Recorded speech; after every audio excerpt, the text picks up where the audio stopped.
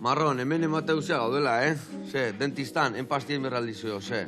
Bai, bueno, beti izate zozer eta egizan leku atsegineko bat zeudek eoteko, Bai, betzat ikustea junin biharra, ez da? Osasunare hortziok eta, Bai, zaiten barri. Izan laik, honeke bai, zea, hotel bateko harreran egoteko lekua beti zai, ez da motxilakin hor... Obexeago izango guke, obexeago, bai. Eta ez paukiko basun ja ez esanik ez, Bagoazte mejoratzen. Gio beste askotan egongo ditzan hola, Areportuan txekin egiteko behin ja kontrola pasa eta gio. Jope, hola, embarke, eta ez da latortzen. Ordu luzek izate jo. Eta aeroportu askotan beroa baldin badago eta leku hietan askotan Pakistan edo Nepal, inguru hietan, baina, bueno, buruak lan asko iten dik eta ez da bida.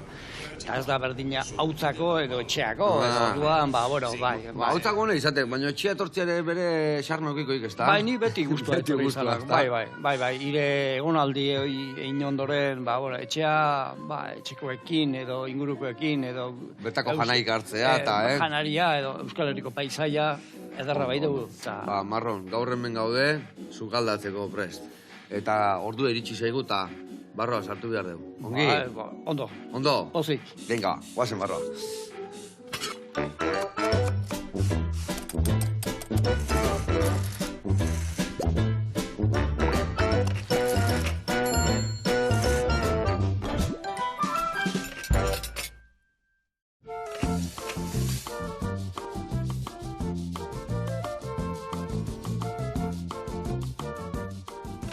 Kaixo lagunak, eguerdion, eta Jose Ramon Agirre, Marron jauna. Bai. Zeratik Marron? Urte pilo bat bai. Ramonekin harreman eukiko ikorrek ez da, ez? Bai, bueno, Atanguaiako eskolan jarritako izango ditu badek. Eta orduan, edonor, Atabeharron izango ditu batekin da, niri Marron tokatu zuzeian. Eta horrekin ja bizi gaituk eta nire inguruko hurbilekoak eta, bueno, apur bat, Jose Ramon deitzen ziatek, baina, bueno, Marronekin gelditzen gaitu. Ados.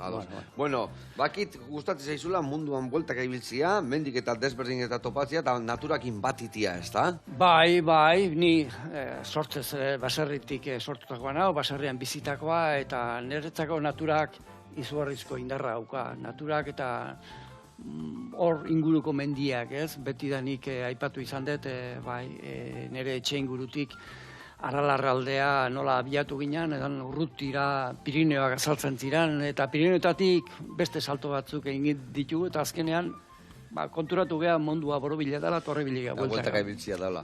Eta gero horrez gain, gustatzekenek, bertako kultura, bertako jendia, bertako, Bai, esentzi hori niretzako garrantzizkoa da, ez? Ingurune fisiko hori, mendia, eta horrek eskaintzen dizuna ikaragarri da, ez?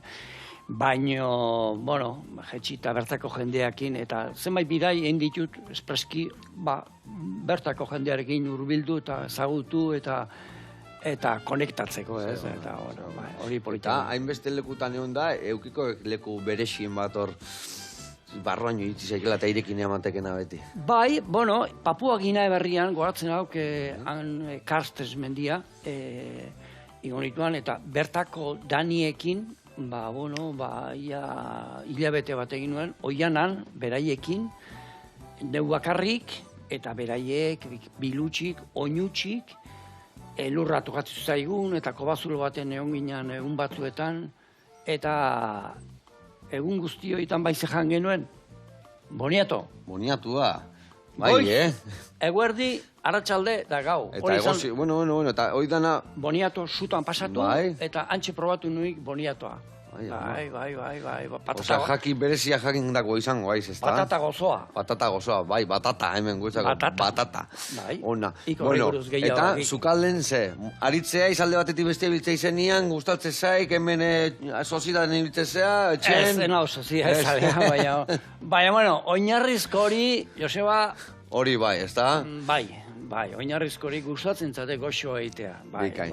Gaur elkarrekin ingo deuna da, ikusiko zue, patata ingo deuna da hemen era beresi batian, tipula, irugilerra, gaztakin gainerreta, lagunduko du tomate beresi batekin, eta aldi berian ikasiko dugu gauzak edo zutaz, nondik nue bitzezean, motxila hortan zekarri ezun, eta beste inba gauza.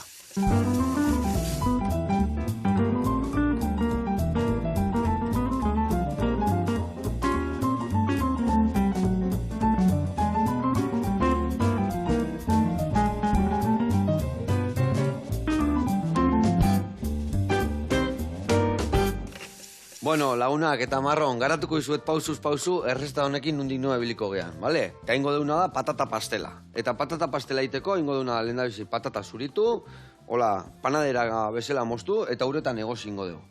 Behin egozita da honian, ingo deuna da hemen oinarri bezala jarri. Beste alde batetik ingo deuna da, tipulina juliana moztu, ondo goxatu, irugilarra pusietetanin, goxatu baita ere, elkartuko ditugu, eta hoi izangoa, hemen jarriko deuna lehendabizi patata, geruza bat, gero gazta krematua pixka jarriko jo gainetikan, eta tipula irugilarrakin. Berrize patata, berrize tipula irugilarrakin, eta gero ingo deuna da, berrize gazta jarri, eta hemen dakagun gaztakin, puskietetan moztu, puska jarri, eta gainerretzea sartuko deula bea. Pastela ingo deu, baino eharra, patata eta irugilarra eta tipulakin. Eta lagungarri bezala, hemen dakaula tipula moria, goxatuko deula pikuan, gero tomatia puskietetan sartuko deu bertara, dena elkarrekin goxatu, eta bukatzeko alkaparra batzu gotako iskilo.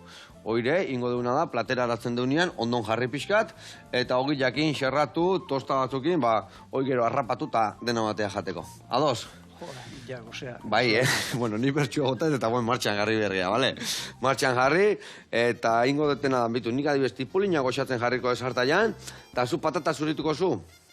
Ongi, hemen daka labana eta zurigailua lebakat, nahi zu zurigailua? Bai. Tori ba.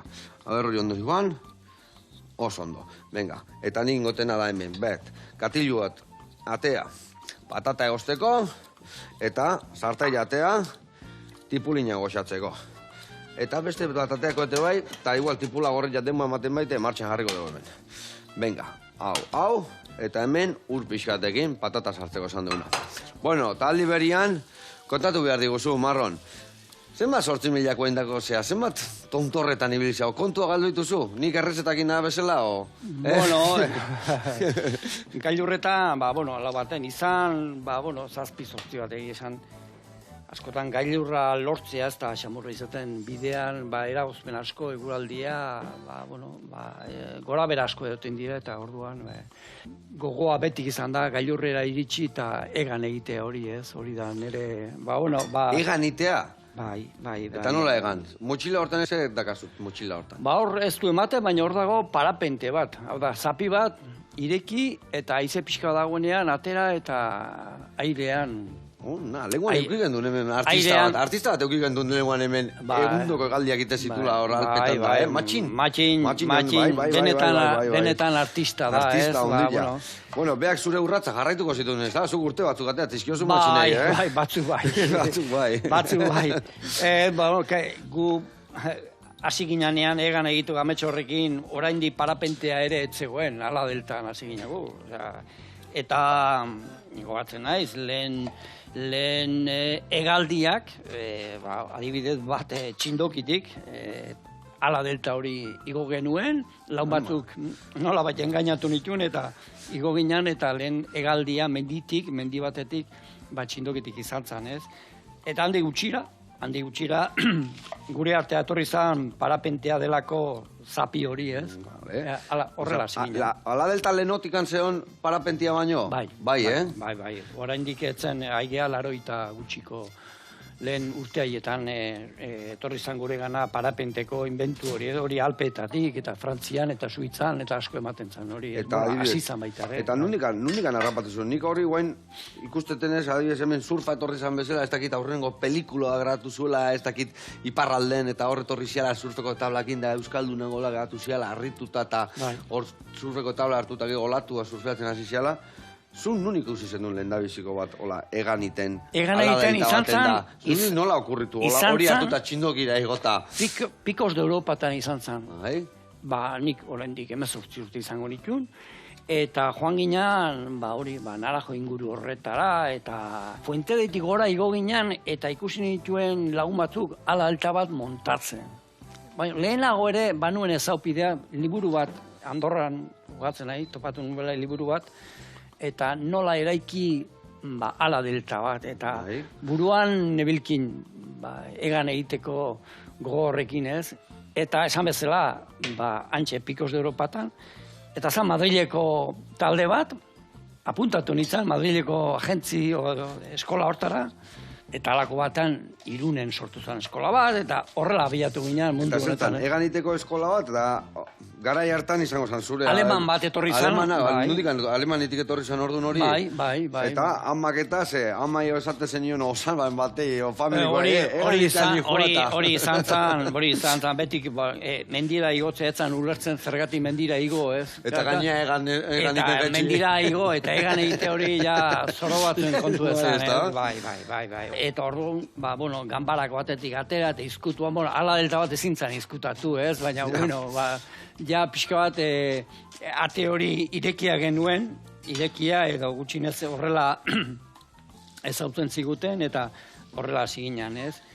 Eta parapentea delako hori sortu zanean, etorriz, netzako ja motxilatik atera ez nuen egiten. Mendira igo eta egan egin, ez? Zango zuen, noa dihua hemen, orduan... Mal motxila hondi horrekin mendingora. Orduan, eta, ezin da konparatu garai arteko parapenteak eta gaurko parapenteak. Mendira helburu bat zan, mendira igotzea, baina helburua zan baitara mendira igo eta egan gestea, ez?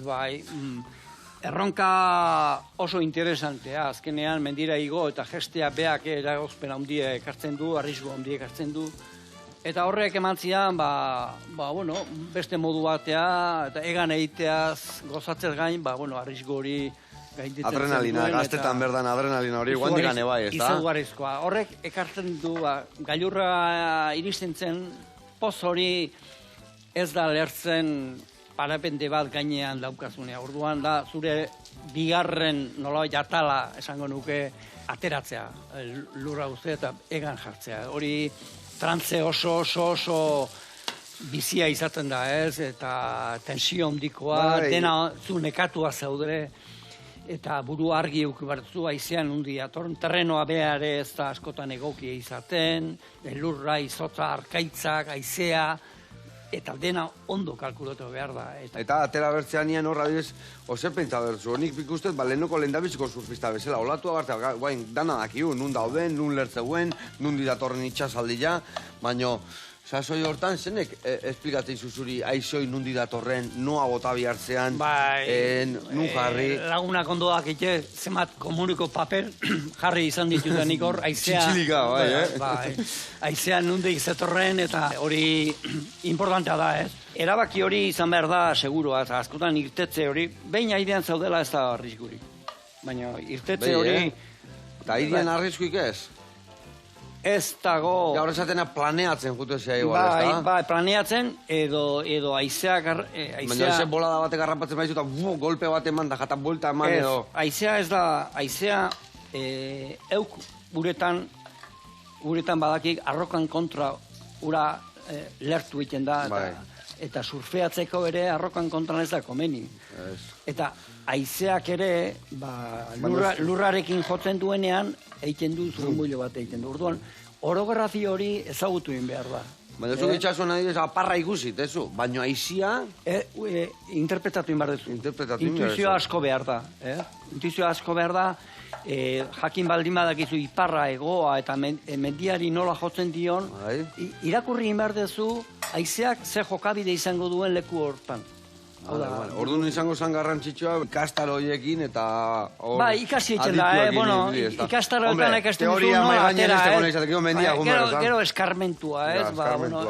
Eundaka mendietatik egan egin izan dut, eta orduan ikasten duzu nunez sartu, zate hori zurmulioa da, hori da, esaten dana ratonera bat, ez? Hori turbulentzia asko sartzen da, eta turbulentzian parapenteakin erne jun behatzea, eta orduan, hori ere ikasi egiten da, ez?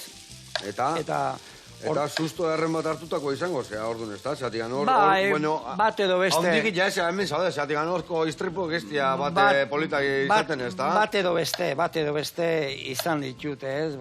Askotan, Txinan edo izan egon olako, mendira igo eta pixkat sotamentu alde atera, eta gero, en fin, baina ez dut, bueltan bate beste izan dut hospitaleti, baina, zorionez, harinak izan dira. Horko golpiak, zaila dana da, harinak izatea, ez da? Bai, eta gaur egun ezaupide asko dago, gainera eramaten duzu parakaidaz bat, eramaten duzu bat edo bi, esan nahi atena da, mundu honetan, eta lehiaketatan da ibiltzen direnak bi ere ibiltzen dituzte.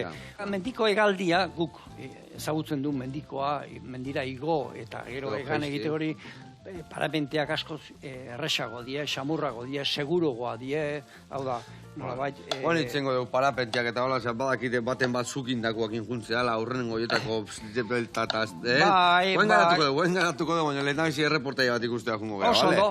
Bale, adur arritaren gana jungo geha, ane hongoa, ondarri binguru zain, eta beti, errezeta bereziak iten. Eta gaur badator beste urrutiko errezeta batekin. Guazen ikastea.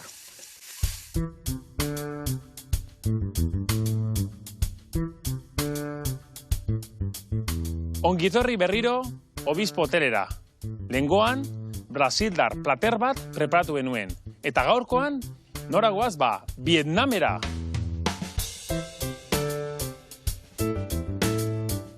Orain dela urte batzuk, huinen nire emaztea eta ni, Vietnamera. Hango jendea, hango kolorea, hango elikaiak, hango frutak, azenolako produktua dazkatena beraiek. Handikan, platerra gozo-gozoak preparatzen dituzte ere bai. Normalian batzuk pikanteak, beste batzuk ez horren pikanteak. Adibidez, sopa egunero, gero probatu denuen bai, kaferen bat berezia gatzarekin, arrautzarekin kafea. Azenolako gauza desberdinak. Eta gaurkoan, ekarri duguna da, ban ni bokata. Street food horietako bokadillo galanta, txerriarekin prepatuta eta zapore askorekin. Guazen ba. Lehenengo pausua, haragia marinatu berdegu. Eta marinatzeko berditugu baratxuria, jengibre, soja, saltza. Ostraren saltza ere bai. Gatza pixka bat eta martorria ondo pikatua. Vietnamen egonda ikusi genuen influentzia handia dakatela Frantziko gastronomia aldetikan. Baina, beti, bere elikai desberdinak erabiltzen. Orduan, oso polita dire mailak, hango mailak, kolore txuduak, dana osto askorekin, belarra hori askorekin, martorria, gero perejila, gero albakare bai, gero kolore piperra kolore dunak, platera dire, normalian ogia ez da jaten, Kasu honetan bokadillo ingo dugu, baina normalian ogirik ez da jaten, orduan pasta asko jaten dute, arrozare bai, eta bueno, generalian izaten da, janaria asko jatzen da mailan. Jendea tripa betetzen du, eta gero, asko ibiltzen gara ere bai, orduan margalak hartzen gara.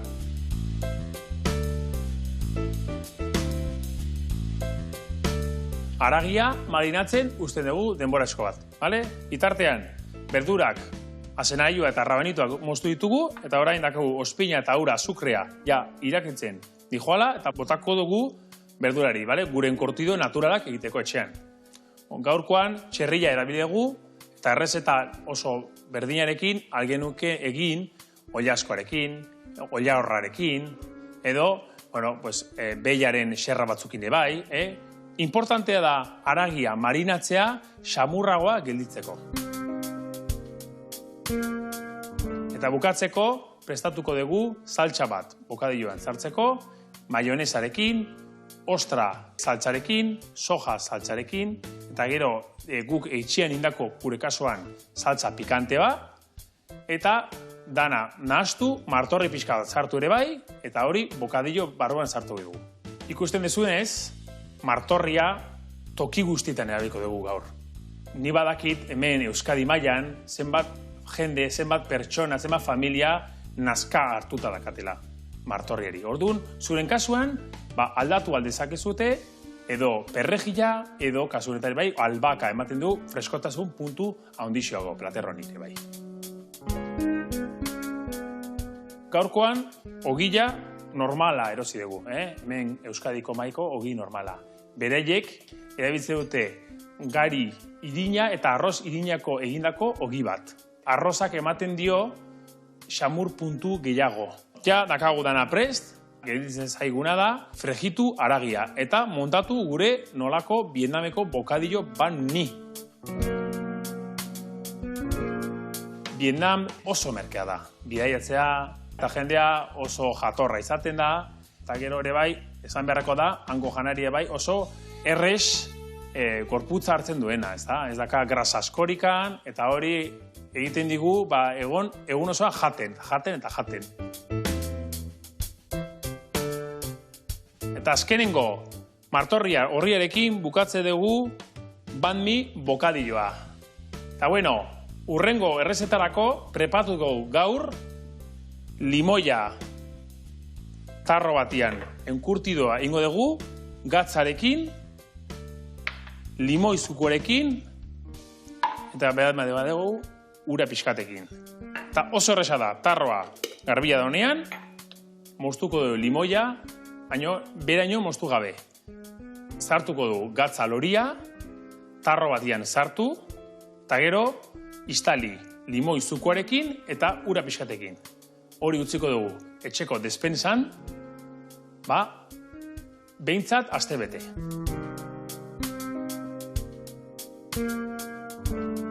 Bueno bukatu dugu banh mi Vietnameko bokata. Haze nolako bokadioa prestatu duguna gaur.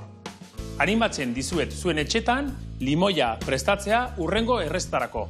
Bera aio, urren arte! Hau padur eta eharra hogita arteko indezuna, horreir emango genion bokagoa, Gusto asko. Hau, tentazio handia. Tentazio handia, bueno, eta gaina hemen dauen usaiakin, ja hemen bakitzu txitxaretan zan jarri dia. Bueno, eta alimoi horrekin ze prestatzei guzun, horire irrikitan gaudeta ikasteko. Urren arte eta aste hona izan. Bueno, gu jarraitzeko hemen. Betu tipulina ze itxura hartzen nahi dan, Itxura bikaina, kolore ona. Eta guen ingo deuna da hemen, marron, irugi jarra txikitu, eta bertara botare bai goxatzen jarraitzeko, bale? Orduan, hemen jartzen zut irugi jarra. Bai. Hau gutxi gora bera, batakit. Igual, aurrena, mozti jozu gola, luzeazka bat, bale? Eta gero poixketakin da, bale? Oso, no? Zure kontu, eta nik ingotena tomatiak zuritu, txukundu, gio baita ere hemen tipula gorri honei gehitzeko, bale? Venga, ikusi dugu Vietnameko errezeta hori, horre hogitarteko lakoa janda altzaude, hane honda altzaude? Vietnamen ez, Txinan batzutan bai, baina Vietnamen inguruan bai, horren iparaldean bai, mugan, baina bai, azkenean hor jaten da, bai, lurrak ematen duen berdura hori gu askotan, edo sugeak, edo txakurra, edo, bueno, beste gauza bat. Bai, eta, baina... Txakurra jandako altzea? Bai. Bai, Bai. Eta zerrentan? Orain debekatua dago.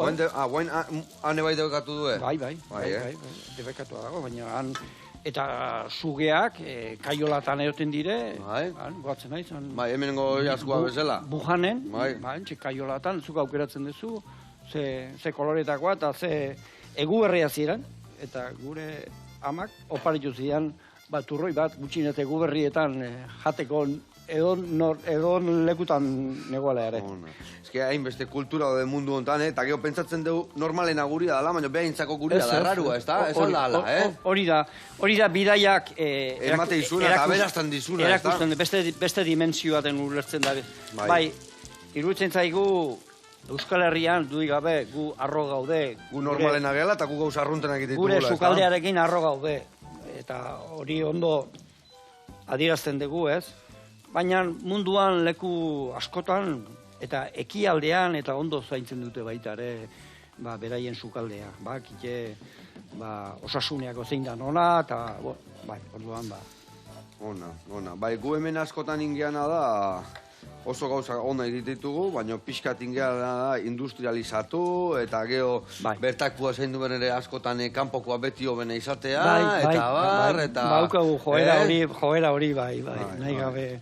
Bueno, eta Marron, zu adibidez, bai esadezula jakikin nahi gehala, baina gustatzen zaizula bertako jendiak eta bertako kulturak eta ezautzia, ze tribukin, ze jendekin goxatu ezu gehienao, arritu zea gehienao, oekarritu zuzutzako gauzak esatezuna, bai? Arritu Papua Ginea Berriko kontu horrekin. Bai, lehen esan dezuna, ez da, goñutzik, elurretan, bilutzik. Oso modu primitiboan bizide, hau da, hotza dute eta sua egiten dute berotzeko.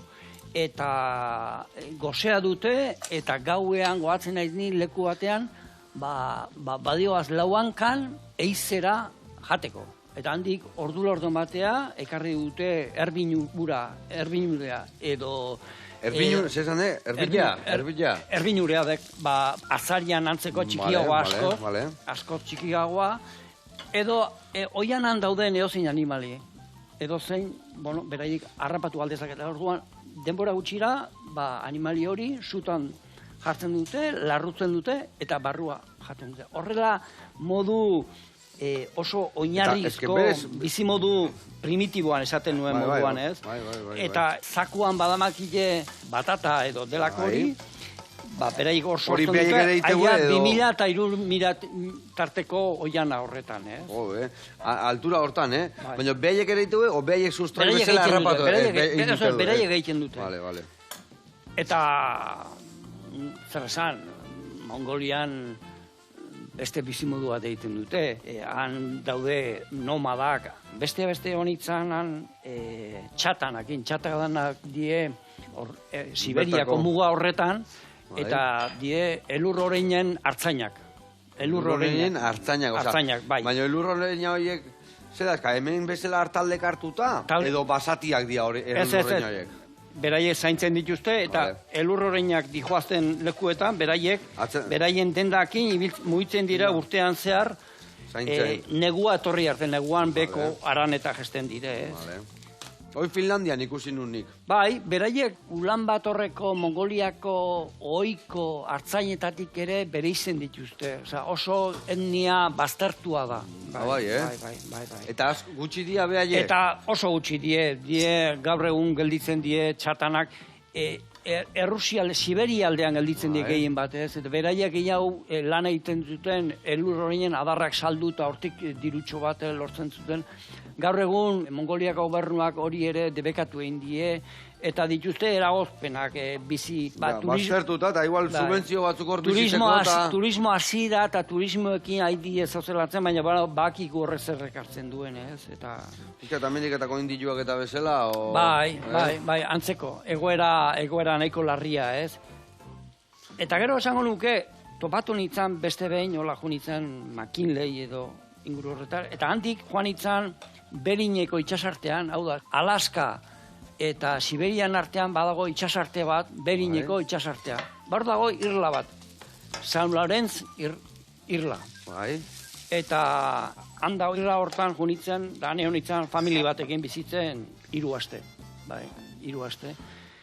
Eta han familiko aitza zana, berak ematen zidan, orain dela urte batzuk, baleak arrantzatzea joaten ziren leku horretara. Hori, neguan izoztu egiten da bat egiten du, eta hor, beraiek dudik gabe, irla guztia dago bale ezurrez beteta. Eta beraiek, eakutsi zian gainare, garai hartako bale untzi asko ustelduta da, baina... Aztarnakan geratu dira. Aztarnakan gelditu dira, ez? Eta, bai, apur bat, beraiek melankoliz kontatzen ziren, nola joaten ziren, eguraldi txarrarekin, honakin, eta beraiek ikusten zutenean atera inbertziren balearen bila. Badakigu, balearen eiza edo arrantzan... Aizia botatzen unean, hanbearen bila, ez da? Izugarri, eta zenbat hiltzen ziren, eta itxaso eroizkio hileiten ziren, hotzak. Eta beraiek, izoki egina, eta horrelako han lehortzen zauzkaten, eta egun batzutan izoki egina jaten egon ginen, osea, zenbat esperientzi desberdin eukitu zuen, ez da? Leku askotan, bizimodu asko, bizitza ulertzeko modu asko, baina, lotzen gaitu, aman komunean badaukagu lurrarikiko lotura hori, eta lekuan lekuko beraientzako hori da munduko gauzai politena eta hoberena, ez? Eta beraiek bai bizidiala naturai lotuta, ez da? Lehen gaiak hortik hartzitu azkenian, ez da? Baina gaur gertatzen da, lehen aipatu dugu, hori azkenean estatu batutako herrialde bada. Horiek ja debekatua dute bale arrantzara jotea. Estatu batuetan ja jasotzen dute subentzio bat, diru laguntza bat. Joaten bali magia Ankorasera, horko hiriburua.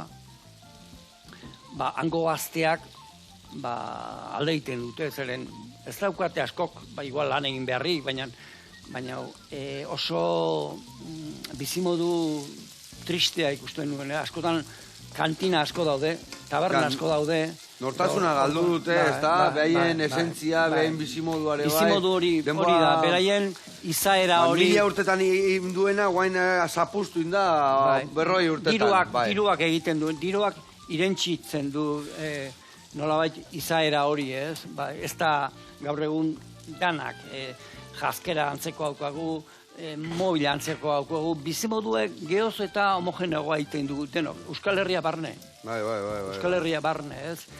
Orduan, gugure kanpotik etortzen direnak Euskal Herria askotan pentsatzen dute denok txapelakin eta barkakin ikusiko gaituela. Baina, hemen txapela eta barkakin bakar batzuk ondik gelditziko dira, baina oso jende gutxi topatzen da, ez? Ulertzen zut. Eta... Baina igual hemen gertatu zana goendala 200 urte, goendala 100 urte, guantxea da gertatzen beste leku batzutan. Orduan esentziak gehiago harrapatzen dezu, ez da? Bai, eta askotan, ez dakit ondo edo ezkit nola iten dugun, eta nahi izaten dugu, ez? Benetako izala hori berriro kaptatu eta bizi, ez? Eta zoritxarrez topatzen duzu, baina egora oso tristeak topatzen dira, oso tristeak. Eta galtzorian, galtzorian, ikusten duzu nola idan galtzen guztiz, ez da? Eta horrentako bat ere bai igual natura zapusten nahi galako, eta gure bai naturan... Nahi gabe natura erabili egiten dugu, natura gaur egun, espazio orain arte ikutsu gabe ondoan hori, geoz eta zabalagoa, eta geoz eta gehiago urratzen dugu, geoz eta gehiago konsumitzen dugu, natur gune horiek. Eta danak berdina nahi dugu, eta mundu guztiak derrepente berdina nahi dunean, hor ja... Hori da gure kontraesana, Joseba, hori da gure kontraesana, ez? Eta gure izaera hori askotan galtzen dugu, diruak mina handia egiten, diruak erosotasunak onura asko ekartzen digu, baina baita karteak. Bai. Mina inda eta esentzia galdu, eta... Galdu egiten dugu, guk askotan aipatzen dugun gizalege hori, gure balioak, persona bazela... Eta gaina, inoiz ez da danantzako ona, baizik eta hor da komunitate bat, eta batzui indartxuenai, podertxuenai dirukin eta gauzekin mareatuko gue, eta beste lanak atzetik anjun behar dugu, ez dakit, Eta gero, ni Nepale askotan joaten naiz oraindik, proiektua da makit, eta askotan, ustelkeria handia dago. Eta hemen ere badago, baina han handia dago. Orduan, beharrak eta baloreak guztiz berdinai, eta askotan saiatzen zea gauzak behar duen horri iristea eta behar duen horrek duela lehentasuna, ez? Baina, bitarte hortan jende askoren eskutan pasatzen da, eta orduan zure asmo hori ez da iristen askotan iritsi behar den leku horietara, ez? Eta hemen saia balin bada iristia, imaginatu olako lekutan, azpin dauden nahitea ezin, urrun da esate eta indarra galdutare bai, gauza gaur egiteko. Hori da, bai. Ingo deuna da, beste reportai bat ikustea jun, La Mudita deitzen da, hamurge zaharrak iteitu, eta guantxe gaude gueltan. Dana prestak hau hemen, gero montaia ingo dugu hemen, gainerretzea sartuko dugu, eta gaur egun ikusi eta hauxe jaten geldituko. Ados. Primera.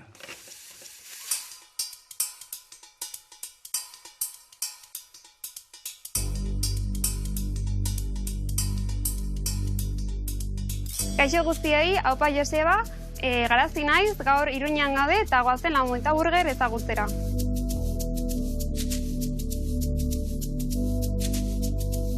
La Mudita orain dela 10 urte jaizten proiektu bat da, eta sozioak ona ekarri nahi zuten Iruñara hamburguesetan espezializatuta dagoen jatetxe bat. Eta horregatik sortu zen La Mudita. La Mudita dator sanskritotik, sanskritoa da indiatik datorren hizkuntza bat, eta nahiz eta gaztelaniaz badirudi beste esan nahi bat du dela, esan nahi du el placer de ver a los demás disfrutar. La Mudita aurkitu dezakegu bat Avenida Roncesvallesean, Iruñaren erdian, eta bestea hau Lezkairu auzoan. Diseinua hemen Iruñan dagoen estudio bat egin zuen, eta garrantzia handia ematen diogu diseinuari, ze azkenean ez da bakarrik hamburguesa bat bazkaltzea edo afaltzea, da leku polit batean egotea, musika ona izatea, eta detaile guztiak zaintzea.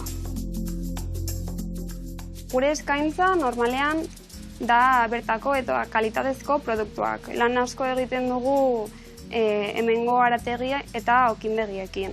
Eta gero kartan dauzkagu hamburguesa asko eta badauzkagu ere platerrak. Dauzkagu natxoak, dauzkagu patatak gazta eta baconekin, dauzkagu grill chicken, gero dauzkagu postre batzuk oso onak eta gauza gehiago. Dauzkagun besterak, mota guztietako besterak dira, normalean asteburuan familia asko datoz, eta gero astean zehar bikoteak edo jende gazteagoa. Ezagutu dezue ja La Mudita Burger eta orain goaz sokaldera hamburguesa bat prestatzera.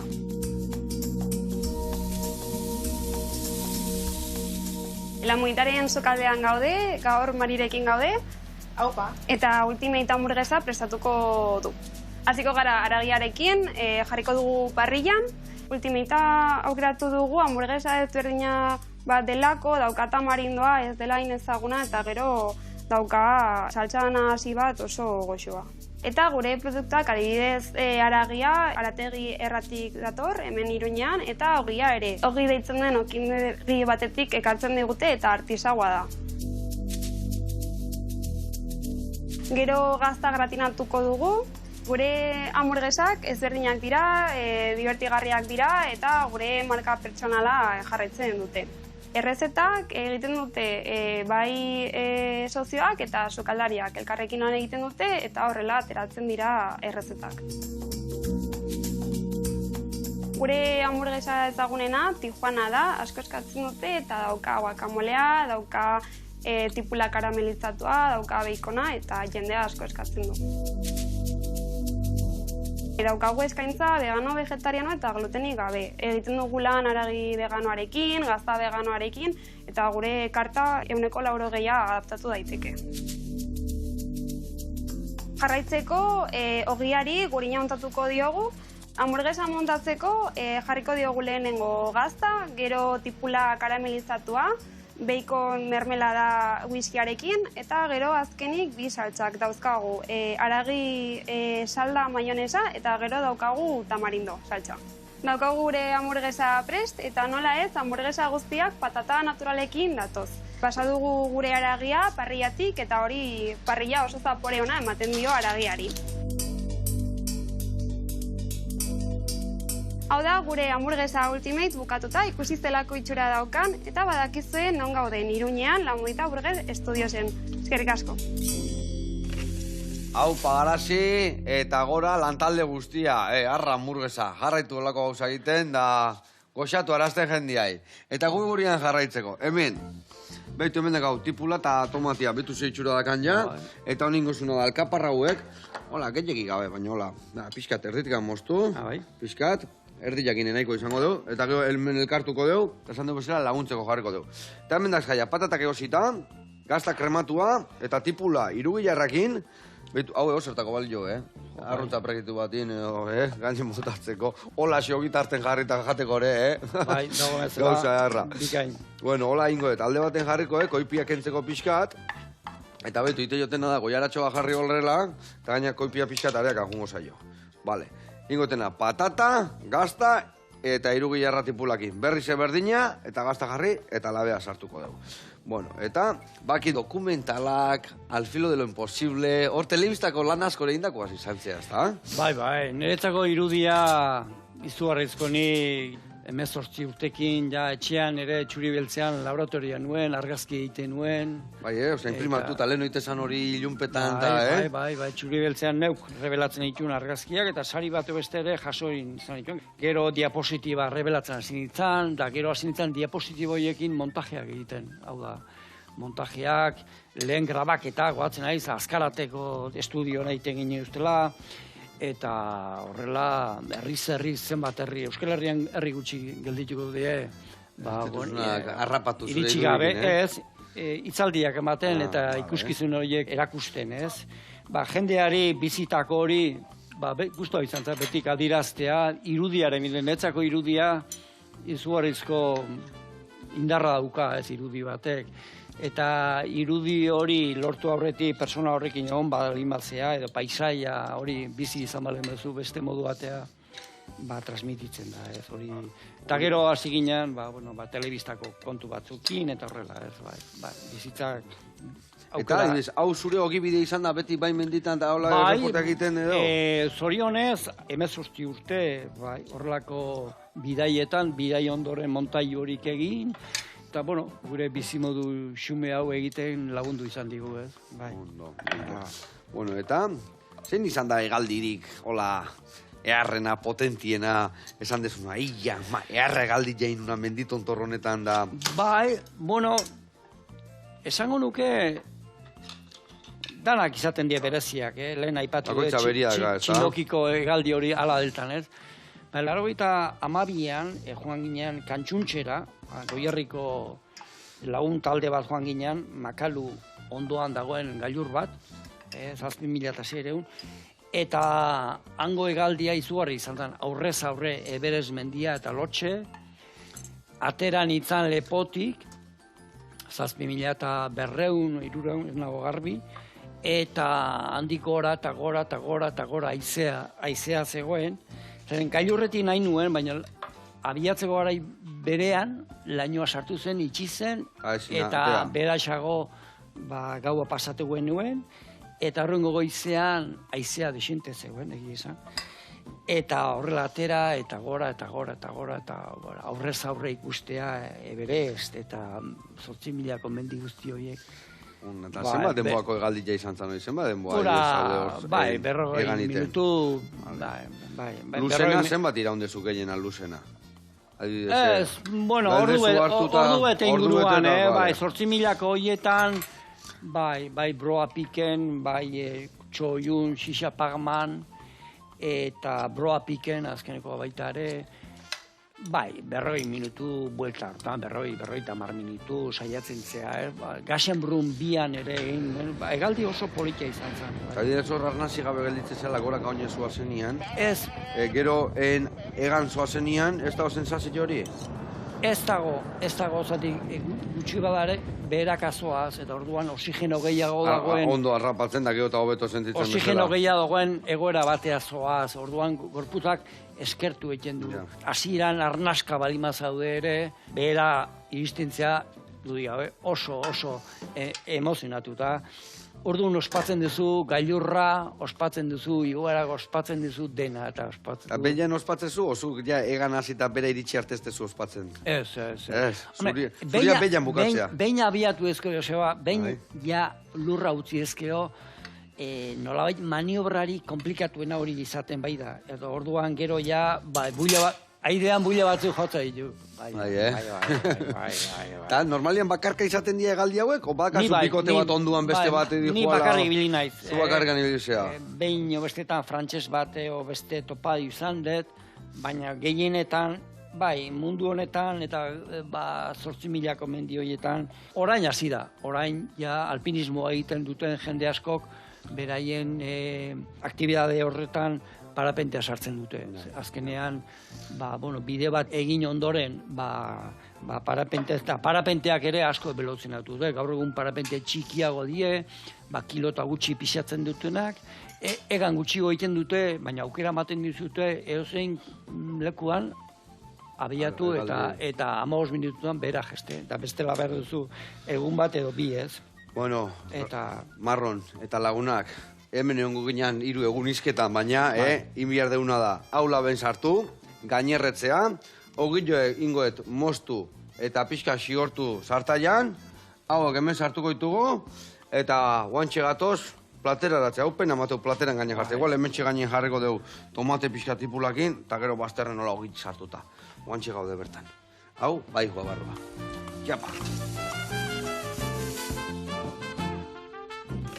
Bueno, lagundu, Marron, itxiko alia zatia. Oso ondo. Hankakin emango nion bestelare. Baina, fuerte eta joman mergauzeik izorratu iteia eta. Txukun.